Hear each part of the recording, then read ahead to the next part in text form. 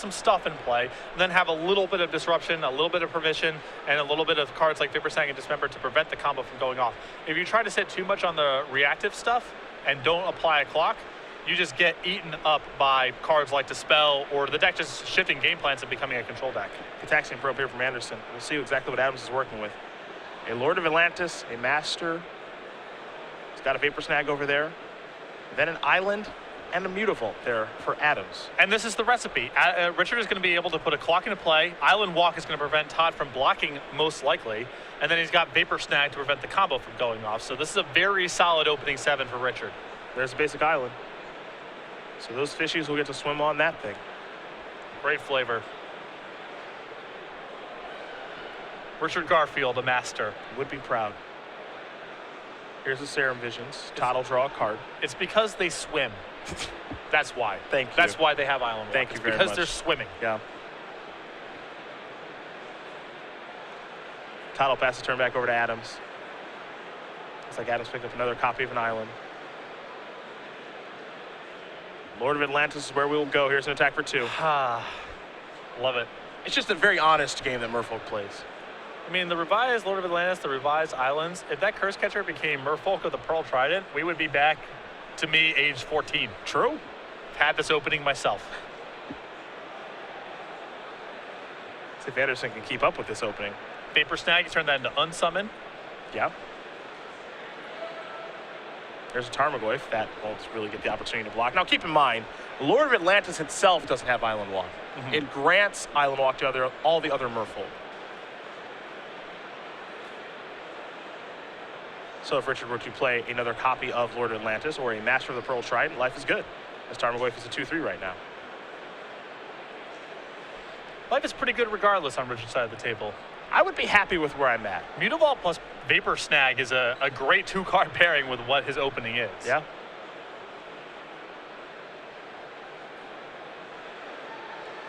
Land number 3 is an Island. There's another Lord. It's time to come across here for a lot of damage. 6 to be exact, unblockable. Anderson's down to 8 already. Now don't get tripped up by Summon Lord on the Merfolk. That's something that got errated when they redid all the creature types. Yeah. It's a Merfolk and says other. Dispel the draw. Todd could just be dead right now. Yeah, I mean, we're looking at a turn 4 kill here with Todd playing a blocker and that not really mattering. He's got Deceiver Exarch, so that's at least 1 tap, but Todd is in a lot of trouble. And the combo is not going to be good here because the clock's too fast and Richard has Vapor Snag to break it up. So long as Richard uses that Vapor Snag correctly, it seems like he should be in the driver's seat here. Todd just going to pass the turn back.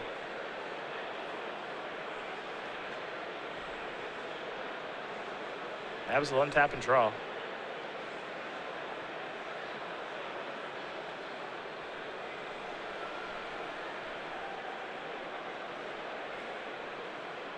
There's the Mutavault. Learn about that one from the Gataxian probe.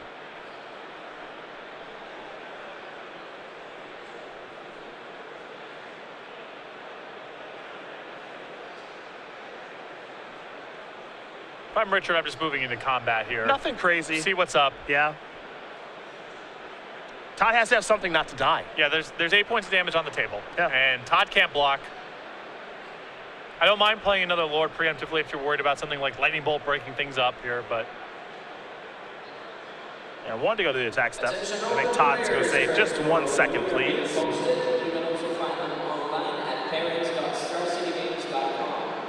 Yeah, this is the situation where Todd's trying to figure out a way to make, for Richard to make a mistake, and this is the situation where Richard used to not overthink things too much. Yep.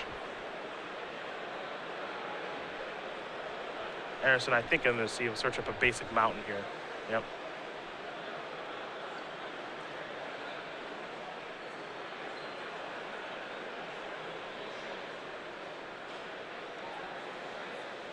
Now it'll be Deceiver Exarch time in just a moment.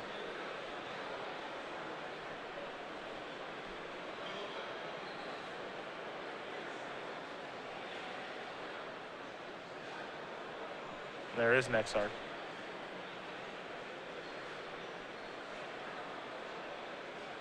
That's going to enter the battlefield. You get your trigger, of course.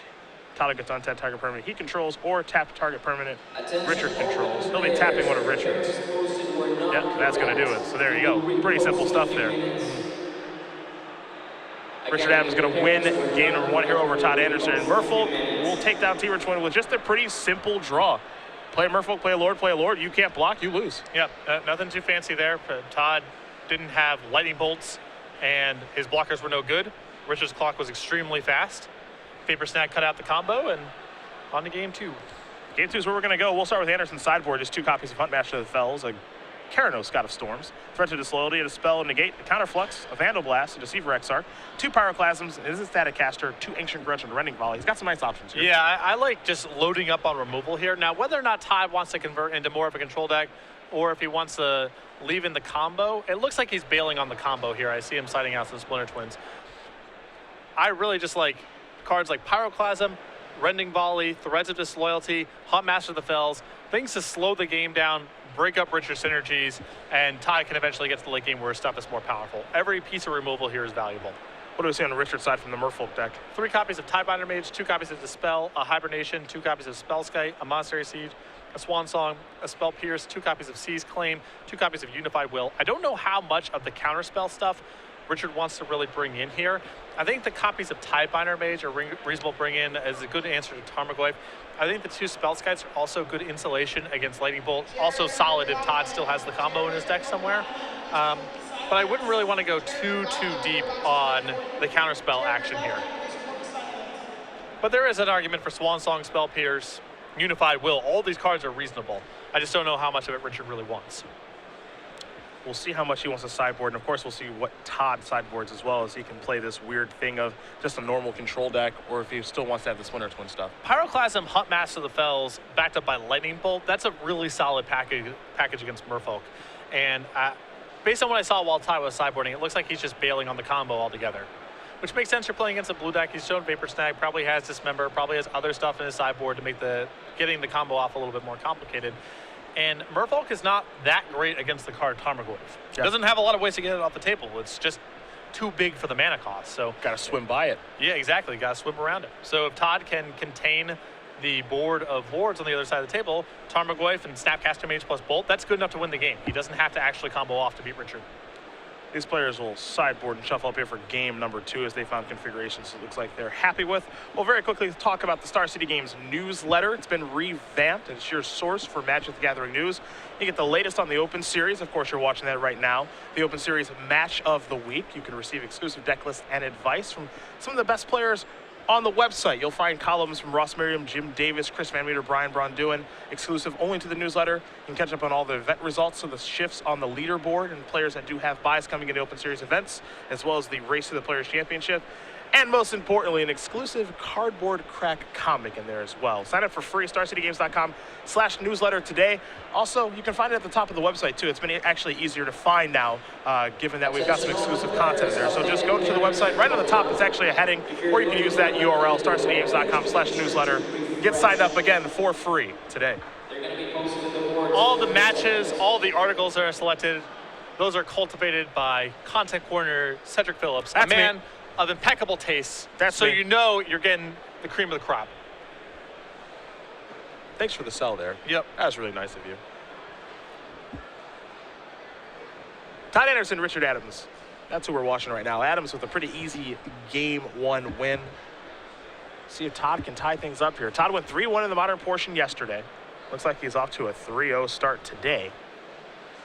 We'll see if he can put together another win with his Teamer Twin deck so he can go 7-1 through the modern portion. Again, this is the part that he was really happy about. Talking to him, he was thrilled that this was a modern/standard open. He's playing Green Red Devotion, it seems, at this point. I know he was considering that and Bant Heroic as his weapons of choice this weekend. But I think he leaned towards Green Red Devotion like the other guys from Roanoke. Well, he did pick up 2 losses in the standard portion yesterday, but if this were an all-modern tournament, I know there's a big all-modern tournament behind us. Our main event, 890 players actually moving around right now, getting ready for round number 3 of that open. He'd be thrilled to be playing in that. He loves modern, he loves playing this deck. This is a person with invitational and players championship aspirations, so I think he's going to stick it out here. Yeah. We'll see what Richard Adams can do to play spoiler here. Up again with the Merfolk deck, and it seems like a pretty good matchup for Merfolk, though things do get a lot more difficult for Richard after sideboard. Yeah, Todd is just going to become a teamer control deck. Yeah. And his creatures are a lot better than Richard's one-on-one. Richard's has got to get a lot of stuff in play for his creatures to be better than Todd's. And Todd just becomes a lot more equipped to prevent that from happening in the post-board games. A stomping ground to start things for Anderson. Adams with just an island and a passing of turn, so no Vial, no Curse Catcher to start things off. Scalding Tarn there for Todd. Adams with a second island, and now there's a Silvergill Adept. We'll have to reveal a Merfolk. It'll be Master of the Pearl Trident, which will allow Adams to draw a card. Maybe. And now he will draw. Anderson with a copy of Roast in hand. He'll start by sacrificing Scalding Tarn. We'll see what land he wants to dig up. I believe Todd also with Snapcaster Mage, Threads of Disloyalty, very clear what his plan is. Yep. Wear you down by killing all of your stuff pretty efficiently and leave you with 1 or 2 Merfolk against my 1 or 2 individually superior creatures. And Merfolk is a deck that works well as a group. They're a team. Pack rat style deck, as there's a Roast. Does Anderson have land number 3? Does not appear that he does, so he'll just have to Roast and pass that turn back. Does have a copy of Hunt Master of the Fells. That card's very good in the matchup. Adams with land number 3, which is a Mutavault. There's a Spreading Seas. Gonna put that on the Steam Vents instead of the Stomping Ground. Open players, welcome to A little surprised by that choice. Yeah, it seems like you cut him off of green mana at least, putting it on the Stomping Ground. Yeah. Anderson will take a draw. Looks like he picked up a copy of Misty Rainforest. Timely draw there. I'm curious to see how good Spreading Seas is against this deck, period, after sideboard. Yeah, I mean, if you're going to go after any land with Spreading Seas, it better be Stomping Ground. That's what it felt like to me, too. Todd going to put the Spreading Seas over here. Steam Vents is going to be a little off the screen to represent that he has an island. There's a Master of the Pearl Trident. It's the new school Lord of Atlantis.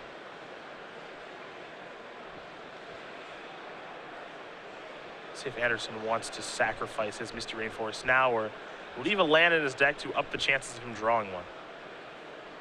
Looks like he will sacrifice Misty. I imagine we'll have a non-basic on the way.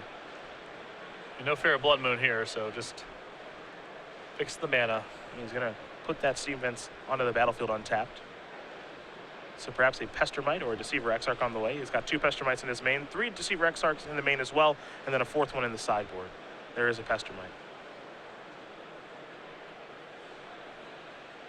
That's going to resolve. I'll tap down the island. There's a Dismember. And this is the kind of respect that you have to show a twin deck, because it wouldn't surprise me at all if Todd does not have Splinter Twin in his deck after sideboard at all. I think it was the first thing that Todd cut. Yeah. And if he's going to be using his Dismembers like that, which isn't necessarily a mistake, if Todd does have the combo, Richard's dead, it does open up the door for things like Hunt Master of the Fells to go uncontested. Island is land number 4, and we could see Hunt Master of the Fells number 1 here from Anderson in just a moment. Also has the opportunity to cast Snapcaster Mage, Flashback, or Roast if you'd like. Also has a copy of Threads of Disloyalty in hand, so a lot of options here for Anderson.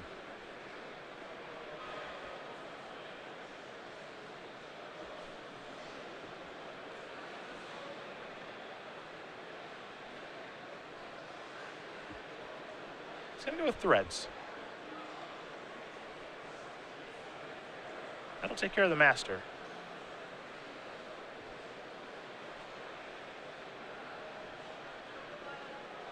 We'll I see like Anderson casting- pass the turn back in a moment. I like casting Threads here just because it's the most awkward card to try to resolve when Richard has mana available. Okay. As opposed to anything else, really.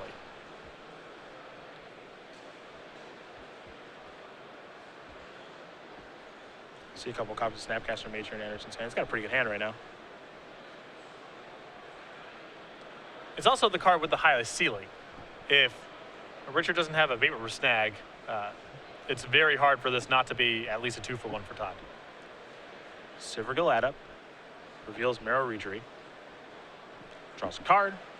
Adams puts the island into play, plays the Reejerey that Anderson knows about. He's moving along swimmingly. Get it? I did not want you to point that out. You get it. Yep. Because they're fish. Yep. There we go. You're firing on all cylinders. You said it, man. You're firing on all cylinders. Think swimmingly. Yeah. Can't just let me have one without pointing it out. We can't just do that. It's only fun if you point it out.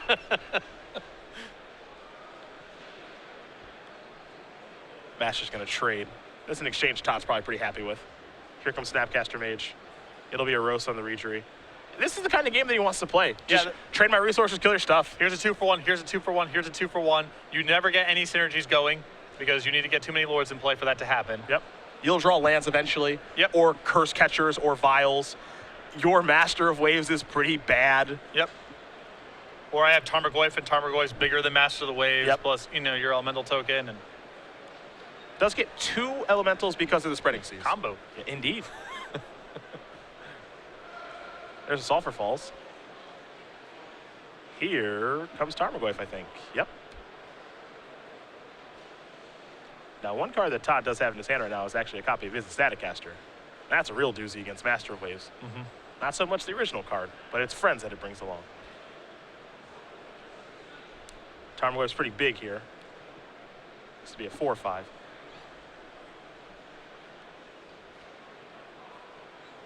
Anderson's not going to play the Staticaster too. That one's going to put a cramp in Master of Waves style.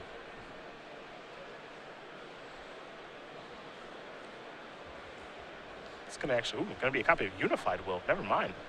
That kind of came out of nowhere. I didn't know how much of the combo here he was going to be bringing in. Yep. Or, excuse me, the counter spells rather, not the combo. Don't see Unified Will a ton. Counter target spell if you control more creatures than that spell's controller. Anderson looks like he might get into the red zone here with the Snapcaster Mage. Maybe he'll dial it back. He'll dial it back and pass the turn. This card's a great deal against combo decks when they're not bringing creatures to the table. It's a little sketchier against Todd because Todd actually has a lot of creatures post-board and is better at killing Richards. Mutavault's going to fire up. Dismember's going to take care of Tarmogoyf. It's a 4/5. Adams has to take 4 to cast it. Now Adams, I believe, cardless. He's just kind of all in here. Snapcaster Mage is going to try to trade with something. Looks like it's going to trade with Master of Waves token. Can't trade with Mutavault. It's a 3/3. Remember that interaction from the Blue Devotion days? Yep.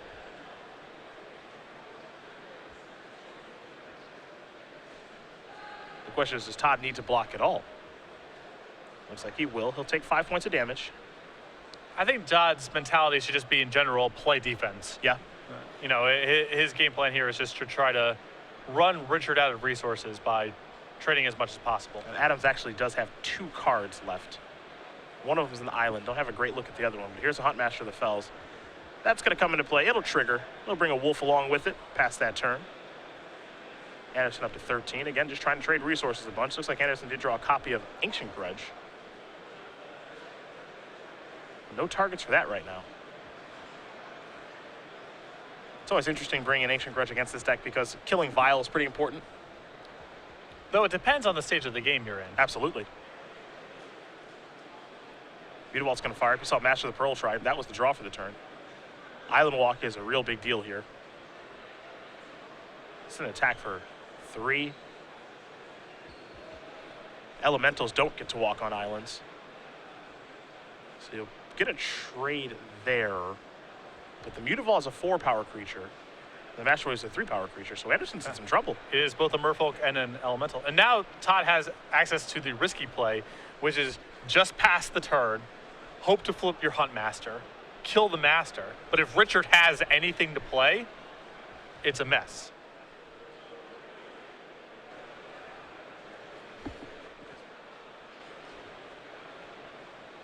Because if Todd can shoot down the Master of the Pearl Trident, then now, yes, there's still a pro-red creature coming across, but Todd might be able to answer the following turn. Yep.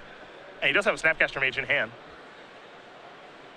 Yeah, and it looks like Todd just passed in hopes of setting this up. Another copy of Dismember, and that is going to do it. Richard Adams is going to win this match here over Todd Anderson.